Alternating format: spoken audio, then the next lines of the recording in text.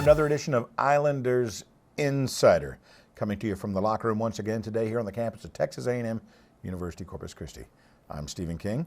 We're going to be joined today by head coaches Willis Wilson of the Islander men's basketball program, as well as Royce Chadwick, head coach of Islander women's basketball. We also have a special feature on Islander men's basketball player Rashawn Thomas, all coming up today. We'll start things off talking men's hoops, though, with the head coach, Willis Wilson. Coach, how are you? I'm great. How are you? Doing really well. It's been a couple weeks since we've had an opportunity to talk here on the show. We've talked many times otherwise, but first off, congratulations on tying the mark for the best start in Islanders history with the 2004-2005 Islander squad. And by the time this show airs, we'll actually have played one more game, and that record could solely belong to this year's team. Now, team records are wonderful. They're fantastic, but what is the greater significance of this early success in the season? I think the biggest significance of the success for this season is just that we've got momentum going into conference play. I think this basketball team is more confident than we've seen in the last couple of years. Under adverse circumstances, we know we can grind out games and win close games. That's what it takes to win a championship in league play. Getting off to a great start is well and good. The most important thing, it's not really where you start, it's where you finish. So our focus is down the road in March. We want to be playing our best basketball in February and March.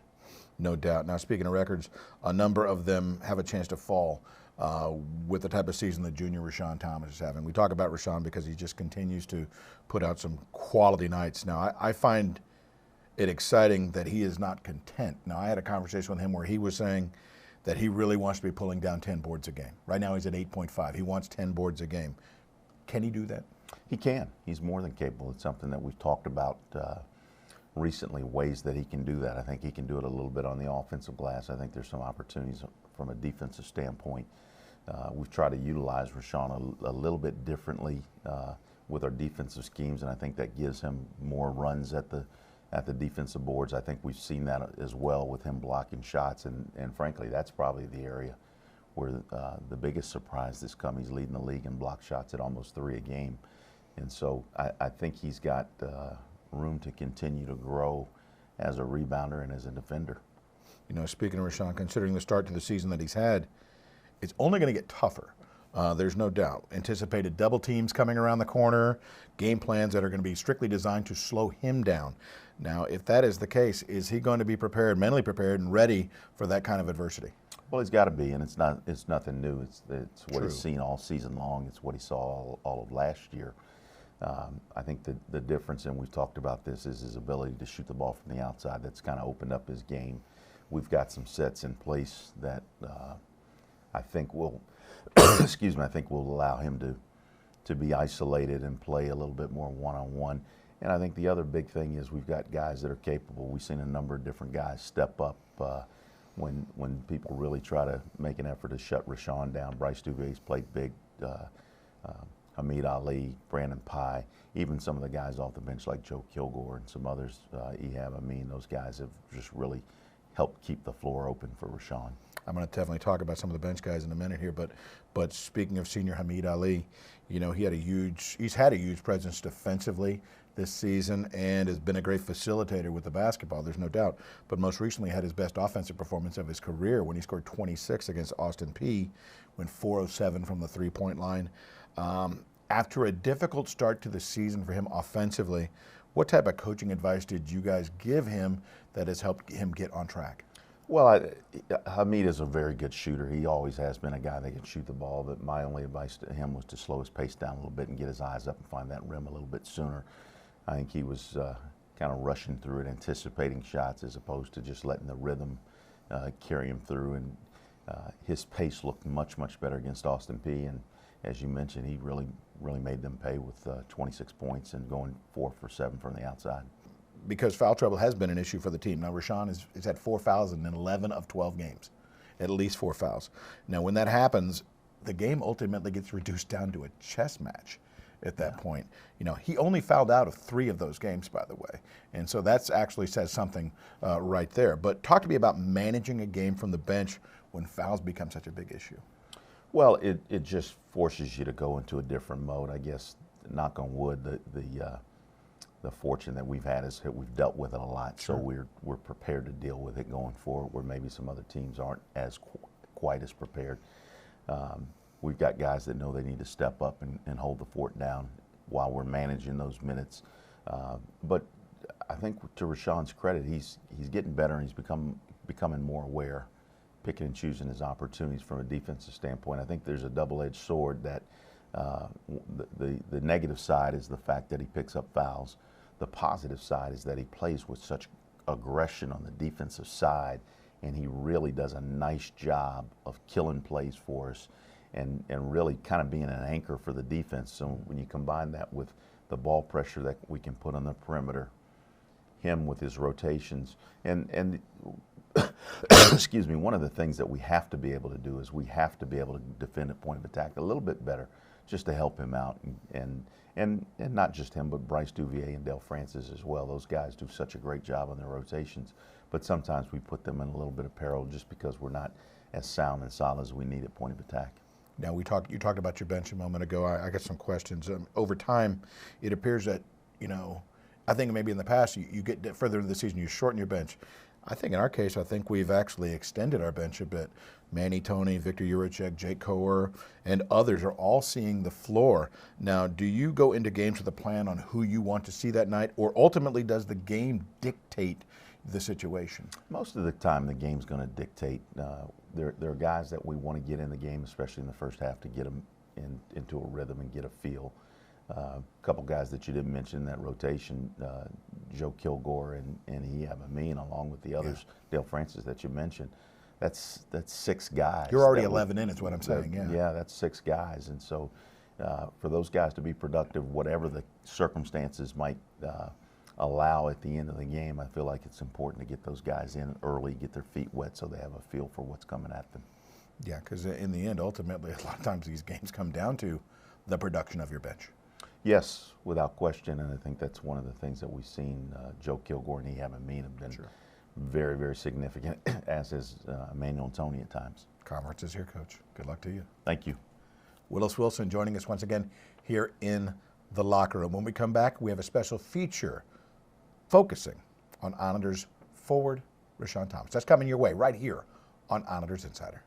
On behalf of all student athletes, thank you to the members of the Islander Athletic Fund for allowing us to earn a great education at the Island University. Thank you for giving us the opportunity to play the sports that we love. Thank you for preparing us to achieve excellence in the classroom, in competition, and in our community. Thank you for providing us with a first-class campus experience. Thank you for the chance to represent Corpus Christi with pride. Thank you for making us Islanders for life. Thank you for making us Islanders for life. Thank you for making us Islanders for life. I'm Christy Felice, and I am the Director of Brand Engagement for the Houston Astros. Texas A&M University at Corpus Christi has absolutely helped get me to where I am today, and it is a small campus with large opportunities. You should definitely choose Texas A&M University, Corpus Christi. 97% of A&M Corpus Christi graduates will be working or in graduate school upon graduation. Texas A&M Corpus Christi. Discover your island. Visit us today at tour.tamucc.edu.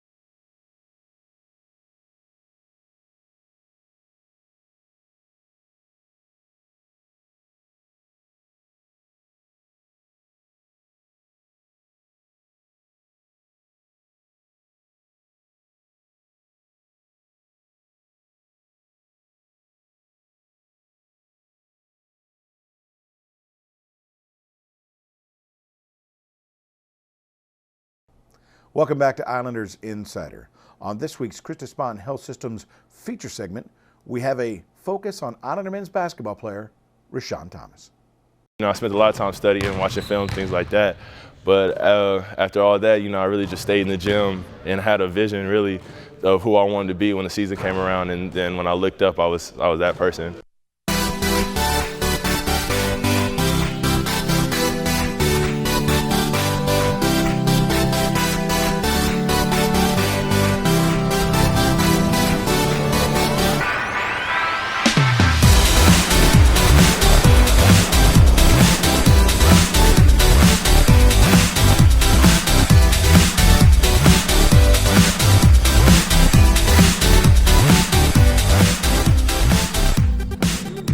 The first impression of Rashawn, watching him coming out of high school, was that he was a guy that had a motor.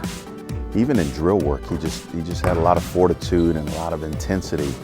And as a coach, when you see a guy with his size working as hard as he did and discovering that was a regular daily occurrence, you just feel like guys like that have a chance to play early on in their career when you combine tenacity and body type and drive. And that was probably the second thing that we discovered about Rashawn, is that he's just so driven, very, very, very competitive. As a junior, at midpoint of the season, the most notable things about Rashawn that are different, obviously his body. He's really trimmed his body down and gotten himself into a sleek mode where physically he can do more things and last longer. He can out-quick guys at his position, and that kind of really leads into the second thing that allows him to outplay bigger people, is just his skill level, his improvement of shooting the ball. His mid-range shot has really, really improved dramatically. He's been able to combine a mid-range shot with attacking people off the dribble, and he's discovered a nice balance in those things. Still needs to improve on his long-range shot, but he's shown improvement there, and I just think that's one of those things that over the course of the season we'll begin to see that a little bit more. When I started liking it, I got real competitive. You know, everybody loves it when you start winning, you know. So as I got better, I started winning more. I started getting more hungry for success and things like that. And then as time went on, I kept getting better and better. I paid a lot more attention to some detail with my game, aspects of the game, how defenses are guarding me, things like that. I feel like my basketball IQ has just shot up really since my freshman year. You know, being under Coach Wilson and some of the veteran players that are here now, I've learned a lot. And so I think that's what's helped me so far this year, as to being a better player and my production going up. You know, I wanted the team to be first place where we are now, and just to win a championship, man, I feel like I have like a vision to just to create a mid-major dynasty alongside Coach Wilson and the program and everything that we've started since the beginning of this. So for us to just be where we are now is really a blessing. I don't think there's any question about Rashawn. There are very few days where he dials it down, and on those days it's usually recommended. He's one of those guys that needs to really take care of his body and make sure that he's physically healthy and able for the long haul of the season. But that being said, he is a guy that's going to give you his best effort. He just knows one way to go, and that's to go hard. You know, you talk about confidence and security blankets. We have a lot of guys that can shoot the ball from the outside, but as this season goes on, their ability to shoot the ball is really going to be contingent on us being able to establish an inside game. And when you can establish an inside game with a guy like Rashawn, an inside game is not just throwing the ball inside, but it's having that post presence and having the ball in his hands consistently. Rashawn, over the course of his career, has always been a very, very good passer. He plays very unselfish, and that's certainly reflected in his numbers and his willingness to do a lot of the yeoman type work. But when it's all said and done, just having the confidence to throw it in there, and as a shooter, knowing and expecting that the ball's going to come back where you can shoot shots in rhythm, not have to hunt shots, is really significant for a basketball team. When I first started playing the game, I really started playing just to get a scholarship, to be honest. You know, I was the worst player on my high school team my freshman year, and then as playing and getting better and trying to get better, I just ended up falling in love with the game.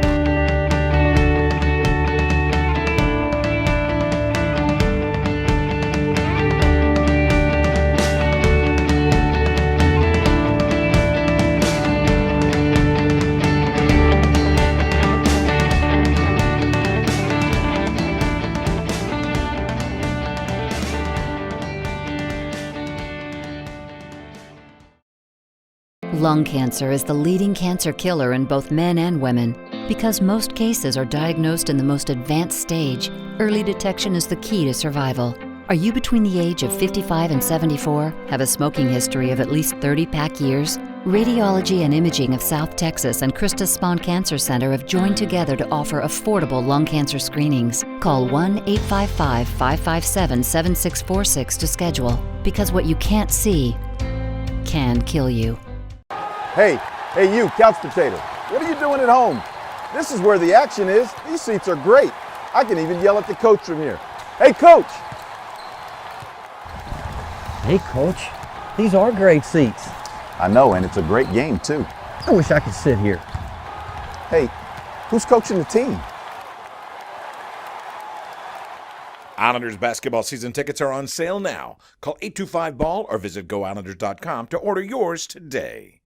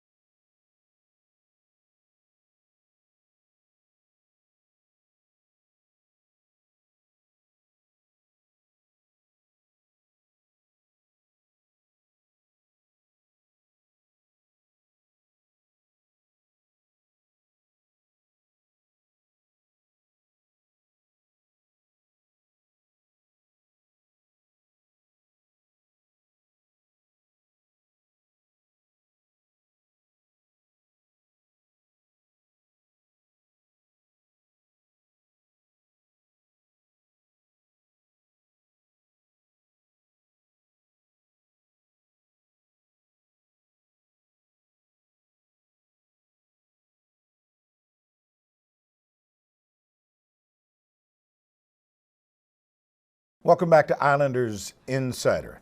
At this time, we're talking Islander women's basketball with the head coach of the program, Coach Royce Chadwick. How you doing, Coach? I'm good, Stephen. How are you? Really good. Good to check back with you here on Islanders Insider. It's been a couple weeks since we've had an opportunity to do so. Since the last time we talked, it's been a bit of a difficult stretch, including some significant travel along the way as you went all the way up to New York City. As of taping today, the team has lost 6 straight. This is not exactly what you were hoping for when you put your wish list together with Santa. No, absolutely. We didn't play very well in New York, but, you know, in Santa Claus's defense, if you're good, he comes to see you.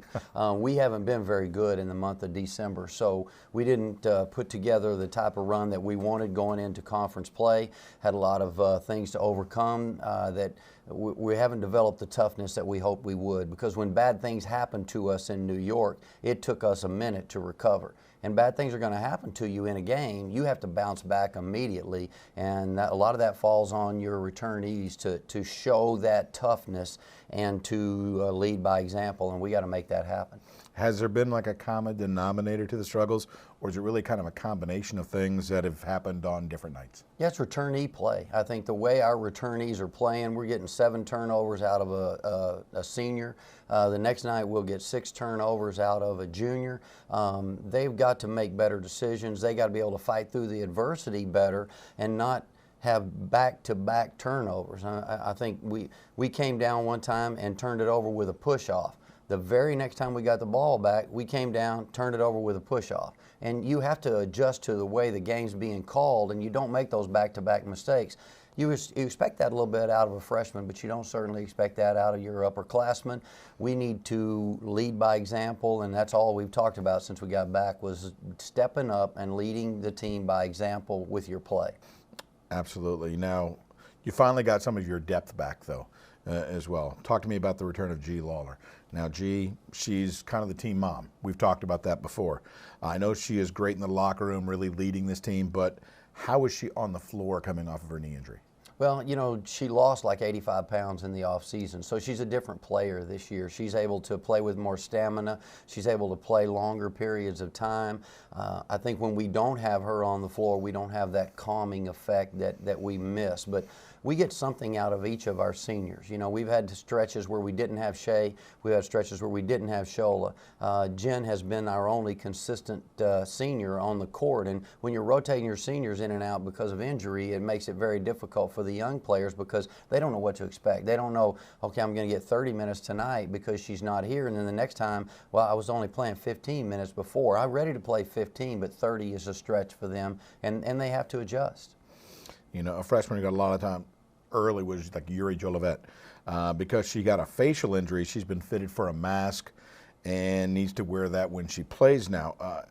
That can be a bit awkward initially. How is she responding to this new apparatus on her face? Well, I think it's affected her shot some. I think she's really had a hard time shooting it by looking around it. But the hardest part is what it does to your mind. You know, when you have your nose broken, the old adage of, you know, stick your nose in there, it doesn't work anymore. I mean, she's reluctant to lead that way, and I understand that. It just takes some time. She's going to have to get smacked on the forehead and realize that, okay, that nose situation was just a freak accident. It's not something that's going to happen every single day, but you have to overcome that, and it takes a while to work that fear out that it's coming again, and you just got to get that from getting out there and playing.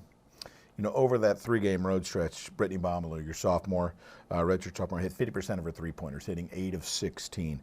She's got 37 threes made so far this season, currently well ahead of her pace to set a new single-season mark in Islander history. Now, we know she will launch it when she is open, there's no doubt. But my question is this, has she grown as a player to really identify what the better shot is on the floor?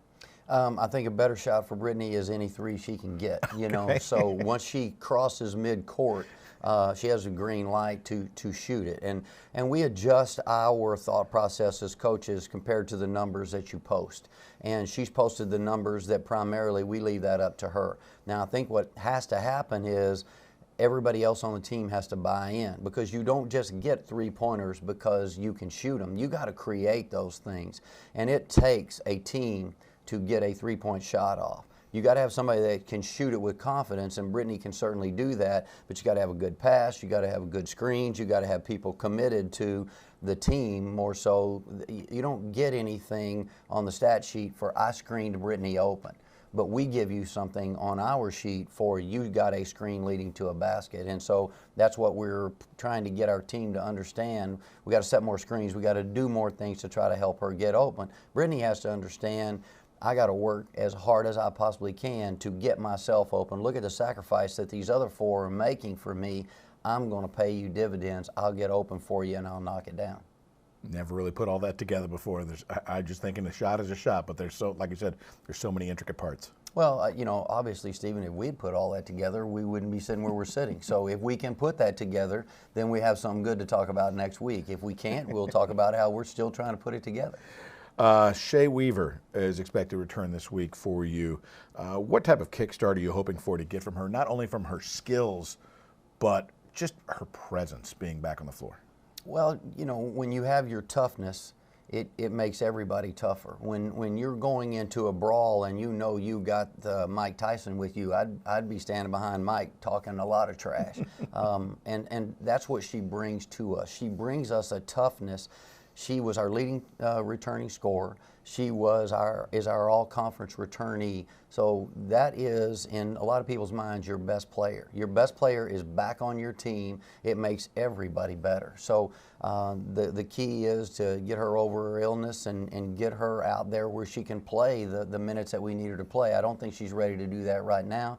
We have to get her into it slowly. She's missed about 5 or 6 games now, so it'll take her a while to get going. It's an interesting balance, you know, trying to do, you know, not just how she plays, but how everybody else plays around her. Are they going to be looking back to her to be, okay, now that you're here, you're the offensive weapon, or do they just kind of slowly work it? It's going to be a very interesting little reconfiguration. Absolutely. It makes it very difficult as a coach, because you have all these people that have been working out all this time and trying to make things happen, and now we have to adjust. And so we're adjusting to slide a senior in that's been out with an injury. That we did it with Jessica. You know, when G got back from her injury, we slid her in. When Shola got back from her injury, we slid her in. Yuri, we'll be trying to slide her back into her rotation. And, you know, hopefully all this madness will stop and we'll start getting some consistency. Sure. And we'll have them there every single day, and you'll see our team begin to mesh. But our team has not had an opportunity to mesh because we've had different people playing different roles for the last 10 or 11 games. Now, Central Arkansas, McNeese, and Lamar are your first 3 Southland Conference opponents. Now, during our opening weekend bye that we were fortunate to have, they each picked up a loss. Now, does that make them vulnerable, or does that make them more dangerous? Because I'm sure they don't want to get into an early conference hole. Well, everybody is a lot more confident when you win. I think you look at Carolina Panthers, you know, what did the loss do to them? It might have made them step back, refocus, because they got some mature professional people on that team. That's where you find out what your team's all about, because you send them through some adversity. Now, how will they respond? Central Arkansas will respond as a mean, wounded badger. I mean, they'll be ready to play. we have to do the same. I mean, we should not go in there thinking that we have been hailed as something because, oh, we got Shea back. We got to go in there and we got to fight. And you have to, if you're going to beat Central Arkansas and McNeese, you have to be able to take the punishment they're going to dole out when you cut through the lane, when you try to set a screen, when you try to get to the rebound. They are extremely physical, and they'll just hit you. So we have to take the pounding to win that both those basketball games. We'll see if we're tough enough. It's going to be a very interesting week, that's for sure. Yes, it is. Coach, good luck to you. Thank you. Coach Royce Chadwick joining us once again here in the locker room. When we come back, we'll bring you up to speed on what's next for Islanders Athletics. More to come on Islanders Insider.